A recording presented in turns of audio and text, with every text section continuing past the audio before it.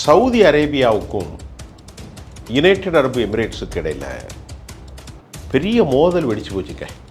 அவர்களுக்கு அறிவு உண்டு, இந்த செல்வத்தின் மூலம் அதை பயன்படுத்தாமல் அதை வேறு எவனோ பயன்படுத்தி இவர்களை அவர்கள் தங்களுடைய கைப்பாவிகளாக மாற்றியிருக்கிறார்கள். சவுதினா கூட கொஞ்சம் ஓரளவுக்கு இஸ்லாம் சம்பந்தமான விஷயங்களை கொஞ்சம் பின்பற்றுவான். யுனைடெட் அரபு எமிரேட்ஸுக்கு இஸ்லாம் நாடு என்று சொன்னாலும் அவர்களுக்குள் மத போதனைகள் ஒன்றுமே கிடையாது. இன்றைக்கி இந்தியாவில் இருக்கக்கூடிய பாலிவுட்டில் இருந்து கோலிவுட்டில் இருந்து அமெரிக்காவில் இருக்கக்கூடிய ஹாலிவுட் வரைக்கும் எல்லா நடிகர்களுக்கும் அங்குள்ள புர்ஜ் கலிஃபாவில் சொத்து உண்டு. தரை வழியாக யுனைடெட் அரபு எமிரேட்ஸ் படைகளும் ஏர் ஸ்ட்ரைக்காக அமெரிக்காவுடைய ஆயுதங்களை கொண்டு சவுதியும் தாக்கி இப்போது அங்கே நிலை கொண்டிருக்கிற போது யுனைடெட் அரபு எமிரேட்ஸ் என்ன செய்கிறாங்க, சவுதிக்கு எதிரான படைகளுக்கு ஆயுதத்தையும் 80 கண்டெய்னரில் சப்ளை பண்ணுறாங்க. இப்போ 2 பேருக்குள்ள பெரிய பகை வந்துருச்சு. இந்த பகையின் விளைவாக இன்றைக்கி யுனைடெட் அரபு எமிரேட்ஸ் என்ன செய்ய போகிறாங்க அப்படின்னா, அவர்களுக்கு எதிர்காலத்தில் பல சிக்கல்கள் வருகிறது.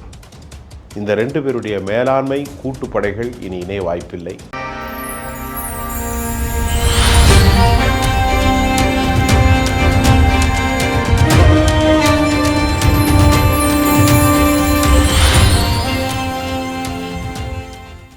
நேயர்களே, இன்றைக்கு நாம் பேச போகிறது ரொம்ப முக்கியமான ஒரு விவகாரம்.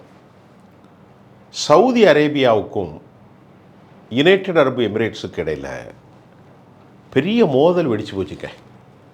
அரபு நாடுகளில் செல்வம் செழிக்கும் நாடுகளில் துபை, சவுதி அரேபியா, அதாவது யுனைடெட் அரபு எமிரேட்ஸ், அபுதாபி, இந்த மாதிரியெல்லாம் நீங்கள் கேள்விப்பட்டிருப்பீங்க. அதுக்கு அடுத்தது ஜோர்டான் இருக்கிறது, எகிப்து இருக்கிறது, துருக்கி ஒரு பக்கம் இருக்கிறது, முஸ்லீம் நாடுகள். இப்போது ஈராக்கு, சிரியா, அந்த பக்கம் பார்க்கும்போது ஈரான், இந்த பக்கம் பார்க்கும்போது சின்ன சின்ன குட்டி பிரதேசங்கள், பஹ்ரைன், ஓமன், நிறைய நாடு, குவைத், எல்லா பகுதிகளிலுமே குறிப்பாக செல்வம் கொழிப்பதற்கு காரணம் அவர்களுடைய அறிவு அல்ல. அவர்களுக்கு அறிவு உண்டு, இந்த செல்வத்தின் மூலம் அதை பயன்படுத்தாமல் அதை வேறு எவனோ பயன்படுத்தி இவர்களை அவர்கள் தங்களுடைய கைப்பாவிகளாக மாற்றியிருக்கிறார்கள். அது உங்களுக்கு நான் சொல்லணும் தேவையில்லை. அமெரிக்கா போன நாடு என்ன சொல்கிறாங்கன்னா, இங்கே பாருங்கள், சவுதியோ அல்லது யுனைடெட் அரபு எமிரேட்ஸ், உங்கள்கிட்ட இருக்கிற வளத்தை நீங்கள் மட்டும் எங்கள்கிட்ட கொடுங்க, நான் உங்கள் நாட்டுடைய பாதுகாப்பு, ஒரு நாட்டுக்கான ஆயுதம், தளவாடங்கள், ஒரு நாட்டுக்கான ஆப், டெக்னாலஜி, டெக்னீஷியன்ஸ் எல்லாமே நான் கொடுக்குறேன் அப்படின்னு ஒரு அக்ரிமெண்ட்டை போட்டு அமெரிக்கா தனது தளங்களை கத்தரில் வச்சுருக்கிறான். உலகத்திலே பெரிய தளம் சவுதி அரேபியாவில் இருக்குது, பஹ்ரைனில் இருக்குது. இந்த மாதிரி அமெரிக்கா தளம் இல்லாத பிரதேசங்களே இல்லை, 7 பகுதிகளில் வச்சுருக்கிறாங்க. சிரியாவிலும் அவர்களுடைய தளம் ஒன்று இருக்கிறது. இப்போ இதுக்கு இடையில் என்ன நடக்குது அப்படின்னு பார்த்தா, 2010 ஆண்டு சவுதி அரேபியாவும் யுனைடெட் அரபு எமிரேட்ஸும் ஒரு கோலியேஷன் ஃபோர்ஸ் ஆனாங்க. 1974-71 சுதந்திரம் பெற்றது. எந்த நாடு? யுனைடெட் அரபு எமிரேட்ஸ் சுதந்திரம் பெற்றது. 1974 எல்லை தகராறுகள் வரைமுறைப்படுத்தது. சவுதி அரேபியாவுக்கும் யுனைடெட் அரபு எமிரேட்ஸும் அதில் சில எண்ணெய் கிணறுகளை சவுதிக்கு கொடுத்தாங்க. அந்த கிணறின் பேர் சபாஸ் நினைக்கிறேன். எண்ணெய் வயல்களும் வந்தது. அதோட அவங்களுக்குள்ளே இருக்கக்கூடிய அந்த அந்த கான்ஃப்ளிக்ட் டன் எல்லாம் நிறைவு பெற்றது. அப்படி எடுத்துக்கலாம். இப்போ என்ன பிரச்சனை அப்படின்னா, 2010 சவுதியும் யுனைடெட் அரபு எமிரேட்ஸும் ஒன்றா கூடி பேசுகிறாங்க. நாம் மன்னர் ஆட்சி நடத்துகிறோம். இப்போ முஸ்லீம் ஃபோர்ஸ்லாம் நிறையா பெருசாக வர்றான். சவுதியில் அரபு வசந்தங்கிற பேரில் அவங்க 2 பேரும் ஒன்றா இணைகிறாங்க. அதுக்கு காரணம், உலகம் முழுவதும் ஜனநாயக இஸ்லாமிய ஆட்சி அப்படின்னு முஜாஹிதுகள், ஜிஹாதிகள் வளர்கிறாங்க. இது சவுதிக்கு பெரிய தலைவலி. ஏன்னா அவங்க மன்னர் ஆட்சி, அப்பா, தாத்தா, முகமது பின் சல்மான், அந்த சல்மான் வர்றான். சவுதியை பொறுத்தவரை இன்றைக்கி இந்தியாவில் ஒரு முஸ்லீம் ரோட்டில் நின்று முகமது நபியை பேசலாம், இஸ்லாத்தை பேசலாம், குரானை பேசலாம். ஆனால் சவுதி அரேபியாவில் அப்படி பேச முடியாது. அவன் என்ன சொல்கிறானோ, கவர்மெண்ட் முத்தாவாக்களுக்கு கொடுக்கக்கூடிய அந்த சஜஷன், நோட்டிஃபிகேஷன் ஒன்லி பேசணும். நீ அதை விட்டுட்டு குரான்லேருந்து பேசுகிற ஹதீஸ்லேருந்து பேசுகிறேன்னா சிறையில் உள்ள தள்ளிவிடும்.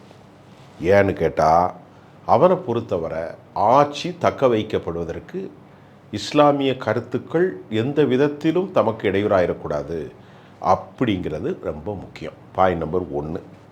அதனால் 2 பேரும் கூட்டணி போட்டாங்க. யார்?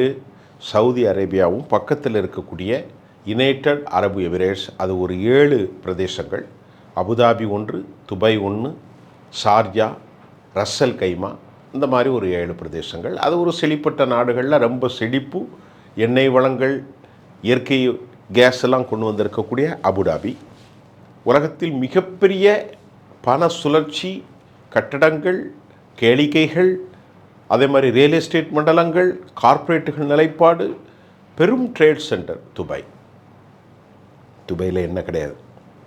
ஆனால் சவுதியில் ஆயில் இருக்கிறது, சவுதியில் இயற்கை வளங்கள் இருக்கிறது. அதனால் சவுதி அரேபியா அந்த நாட்டுடைய பாதுகாப்புக்கு இவங்க 2 பேரும் சேர்ந்து என்ன செய்கிறாங்க, முதல்ல ஏமனுக்குள்ளே நுழைஞ்சி தாக்குதல் 2015. அதுக்கு முன்னாடி எகிப்தில் முர்சி என்ப இஸ்லாமிக் பிரதர்ஹுட், யுனிவர்சல் இஹ்வத்துல் முஸ்லிமீன் அப்படின்னு ஒரு ஆர்கனைசேஷன் வச்சாங்க. அவரை சிறைக்குள்ளே போட்டே சாகடித்தார்கள். அதில் சவுதியினுடைய பங்கு, யுனைடெட் அரபு எமிரேட்ஸினுடைய பங்கு உண்டு. 2வது, ஏமனில் ஹூதிகளுக்கு எதிரான போரை அவர்கள் நடத்தினார்கள். அதில் ஈரானுடைய புரோக்சியாக இருக்கக்கூடிய ஹூதிகளை அவர்களால் வெற்றி பெற முடியவில்லை. அது ஏமனுடைய வடக்கு பகுதி. அப்போ எகிப்து மட்டுமல்ல, இப்பொழுது ஏமனிலும் இந்த கோலியேஷன் ஃபோர்ஸ், சவுதி, யுனைடெட் அரபு எமிரேட்ஸ். இப்போ என்ன பிரச்சனை அப்படின்னு பார்த்தா, சவுதினா கூட கொஞ்சம் ஓரளவுக்கு இஸ்லாம் சம்மந்தமான விஷயங்களை கொஞ்சம் பின்பற்றுவான். யுனைடெட் அரபு எமிரேட்ஸுக்கு இஸ்லாம் நாடு என்று சொன்னாலும் அவர்களுக்குள் மத போதனைகள் ஒன்றுமே கிடையாது. அந்த நாட்டை பொறுத்தவரை இஸ்லாம் எதையெல்லாம் தடை செய்தோ அதெல்லாம் அவன் நாட்டில் செல்வம் கொழிக்கும் கேளிக்கைகள், ப்ராஸ்டியூஷன், விபச்சாரம், மற்றபடி இன்ட்ரெஸ்டேட் பிஸ்னஸ்ஸு, குடி, மது, போதை எல்லாமே அவன் நாட்டில் உண்டு. போதை கிடையாது, மது உண்டு. இந்த மாதிரி ஒரு டான்ஸு, கல்ச்சரல் டான்ஸு, ரெஸ்டாரண்ட்ஸ், வெள்ளைக்காரர்கள் இதெல்லாம் வைத்து தான் அவருக்கு செல்வம். இன்றைக்கி இந்தியாவில் இருக்கக்கூடிய பாலிவுட்டில் இருந்து, கோலிவுட்டில் இருந்து, அமெரிக்காவில் இருக்கக்கூடிய ஹாலிவுட் வரைக்கும் எல்லா நடிகர்களுக்கும் அங்குள்ள புர்ஜ் கலிஃபாவில் சொத்து உண்டு. இந்தியாவில் இருக்கக்கூடிய அமிதாப் பச்சன் வரைக்கும், சல்மான் கான், ஷாருக் கான், ஹிருதிக் ரோஷன் எல்லாருக்கும் அங்கே உண்டு. இங்கே உள்ள பஞ்சாயத்துகள் மட்டும் இல்லை, தாவூத் இப்ராஹிம் போன்ற பெரும் தாதாக்களும் அங்கே தான் இருப்பாங்க. அப்படி ஒரு நாடு. ஆனால் அவன் நாட்டில் சட்டம் ஒழுங்கு கரெக்டாக இருக்கும். அங்கே யாரும் பண்ணால் உள்ளது பிடிச்சி போட்டுருவான். அவரை பொறுத்தவரை பணம் சம்பாதிப்பது ஒன்று தான் யுனைடெட் அரபு எமிரேட்ஸுக்கு முக்கியம். அதனால் அவர்களுக்கு மத ரீதியாக எந்த பிரச்சனையும் இல்லை. ஆனால் சவுதியை பொறுத்தவரை மத ரீதியான பிரச்சனைகள் உண்டு. மெக்கா இருக்கிறது, முஸ்லீம்கள் வணங்கக்கூடிய அந்த மிகப்பெரிய பள்ளிவாசல் இருக்கிறது. நபிகள் நாயகத்துடைய வாழ்வியல் இஸ்லாம் ஆரம்பித்த மஸ்ஜிது நபவி, மஸ்ஜிதினுடைய ஹரம் ஷெரீஃப், இப்படியெல்லாம் முஸ்லீம்கள் கொண்டாடுகிற தலங்கள் அங்கே இருக்கிறது. இப்போ அந்த தலங்களுக்குள் குடி, சாராயம் வைக்க முடியாது. அதனால் சவுதி எரிவாயு, ஆயில், பெட்ரோலியம், கேஸ் இப்படி தனது நிலைப்பாட்டை அவர்கள் அதிகரிக்கிறார்கள். 635 பில்லியன் அமெரிக்க டாலருக்கான உற்பத்தியும் 150 பில்லியன் இறக்குமதியும் சவுதி செய்கிறது. அதே போன்று 530 560 பில்லியன் அமெரிக்க டாலர்களுக்கான உற்பத்திகளை யுனைடெட் அரபு எமிரேட்ஸ் பிஸ்னஸாக அங்கே செய்கிறார்கள். உற்பத்தி என்றால் பிஸ்னஸ் நடக்கிறது. அதாவது financial sectoral, interaction, real estate மண்டலம், கன்ஸ்ட்ரக்ஷன், தட் இஸ் சோகால். இது அனைத்தும் சேர்ந்து ஒரு 550 பில்லியன். இவர்களுக்கு எண்ணெய் வளம் போன்றவைகள் எல்லாம் இப்பொழுது இருக்கிறது. இப்போ என்ன பிரச்சனைனா, யமன் நாட்டின் உள்ளே நுழைந்து அங்கே எஸ்டிசி என்று சொல்லுவாங்க, சதர்ன் டிரான்சிஷனல் கவுன்சில், அவங்க ஏமனுடைய ஒரு போராளி குழு அல்லது ஒரு பயங்கரவாதி குழு. ஹூதிகள் ஒரு போராளி குழு அல்லது ஒரு பயங்கரவாதி குழு. அங்கே இருக்கக்கூடிய ஹூத் அல்லது ஹவுதிகள் ஏமனுடைய வடப்பகுதியில் இருக்காங்க. தெற்கு மற்றும் கிழக்கில் எஸ்டிசி இருக்கிறாங்க. ஆனால் அங்கே இருக்கக்கூடிய ஆலிமி என்கின்ற ஐநாவினுடைய அங்கீகாரம் பெற்ற அரசோ சவுதி அரேபியாவுக்கு ஆதரவாக சவுதியை மட்டும் அவங்க நம்பக்கூடியவங்க. 1300 கிலோமீட்டர் பார்டரை சவுதி பங்கிட்டு இருக்காங்க.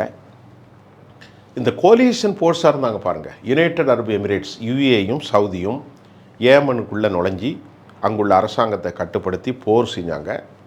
கடல் வழியாக தரை வழியாக யுனைடெட் அரபு எமிரேட்ஸ் படைகளும் ஏர் ஸ்ட்ரைக்காக அமெரிக்காவுடைய ஆயுதங்களை கொண்டு சவுதியும் தாக்கி இப்போது அங்கே நிலை கொண்டு இருக்கிற போது யுனைடெட் அரபு எமிரேட்ஸ் என்ன செய்கிறாங்க, சவுதிக்கு எதிரான படைகளுக்கு ஆயுதத்தையும் 80 கண்டெய்னரில் சப்ளை பண்ணுறாங்க. எத்தனை கண்டெய்னரில்? 80 கண்டெய்னரில். சவுதிக்கு சரியான ஆத்திரம். சேட்டலைட் பிக்சர் மூலம் அமெரிக்கா காட்டி கொடுத்தது. அமெரிக்கா 2 பேருக்கும் அமெரிக்காவுடைய குழந்தைகள் தான், ஒரு மூத்தவன் இன்னொருத்த இளைய பையன். ஆனால் அமெரிக்கா என்ன செஞ்சிட்டான், சேட்டலைட் பிக்சரில் இங்கே பார் 80 கண்டெய்னரில் புசைரா துறைமுகத்தில் இருந்து ஏமனுக்குள்ளே கடத்தி எந்த சவுதி யாரை ஒழிப்பதற்கு போராடி கொண்டிருந்த அந்த எஸ்டிசி சதர்ன் டிரான்சிஷனல் கவுன்சிலுக்கு கொடுத்த உடனே ஆத்திரமுட்ட சவுதி அரேபியா, ஏமனில் ஒன்றா பங்கிட்டு கொண்ட சவுதி அரேபியா, ஈஜிப்டில் ஒன்றா பங்கிட்டு கொண்ட சவுதி அரேபியா, இந்த சவுதி ஃபோர்ஸ் உடனடியாக தனது நட்பு வளையத்தில் இருக்கும் கூட்டாளியான துரோக கூட்டாளியான யுனைடெட் அரபு எமிரேட்ஸை தாக்க ஆரம்பிச்சிட்டான். தாக்குனது மட்டும் இல்லை, 24 மணி நேரத்தில் வெளியே போகணும்னு சொன்னதான். அது மட்டும் இல்லை, சவுதியினுடைய முழுமையான ஆதரவு பெற்றிருக்கக்கூடிய ஐநாவின் அங்கீகாரம் பெற்ற ஆலிமீனுடைய அரசை உடனே உத்தரவு போட்டான். 24 மணி நேரத்தில் அவன் வெளியே போகிறது மட்டும் இல்லை, ஏமன் என்னென்ன ஒப்பந்தம்லாம் யுனைடெட் அரபு எமிரேட்ஸோட போட்டுச்சு அவ்வளோத்தையும் ரத்து செய்து கம்ப்ளீட்டாக கேன்சல் பண்ணிட்டான். இப்போ 2 பேருக்குள்ள பெரிய பகை வந்துருச்சு. இந்த பகையின் விளைவாக இன்றைக்கி யுனைடெட் அரபு எமிரேட்ஸ் என்ன செய்ய போகிறாங்க அப்படின்னா, அவர்களுக்கு எதிர்காலத்தில் பல சிக்கல்கள் வருகிறது. இந்த 2 பேருடைய மேலாண்மை கூட்டுப்படைகள் இனி இணைய வாய்ப்பில்லை. Point number 1. பாயிண்ட் நம்பர் 2, அமெரிக்காவின் கூட்டாளிகளாக இருந்த இவர்களுக்குள் பிளவு வந்திருப்பதை அமெரிக்கா எப்படி கையாளப் போகிறது.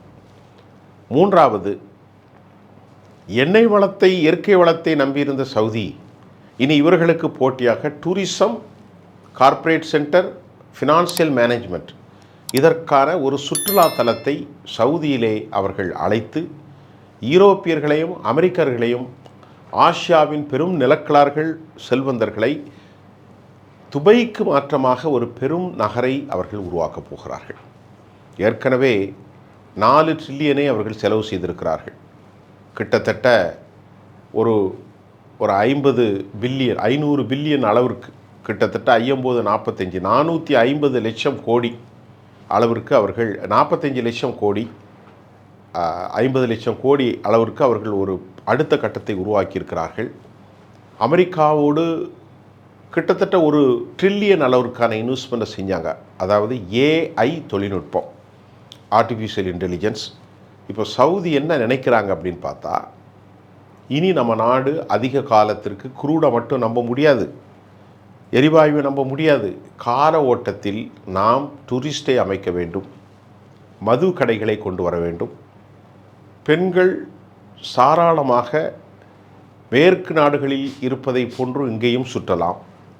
இஸ்லாம் அப்படிங்கிறதெல்லாம் நம்ம வைக்க முடியாது, ஒரு செக்யூலராக மாற்றலாம்.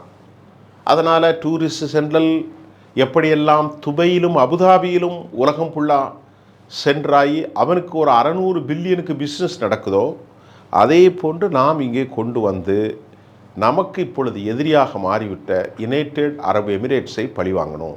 அந்த முடிவுக்கு முகமது பின் சல்மான் வந்துட்டார். ஏமனுடைய இந்த முறிவு இப்போ யுனைடெட் அரபு எமிரேட்ஸுக்கு உலைய வைத்திருக்கிறதுங்கிறது அந்த செய்தி. தற்போதைய கொதிநிலை அடங்கவில்லை, அது அடங்கவும் செய்யாது. இது ஒரு துரோகத்தால் தன் தலையிலே யுனைடெட் அரபு எமிரேட்ஸ் மண்ணை அள்ளி போட்டது. இனி வரக்கூடிய காலங்களில் இது எப்படி மாறும், அடுத்த செய்தியோடு உங்களை சந்திக்கின்றேன். நன்றி.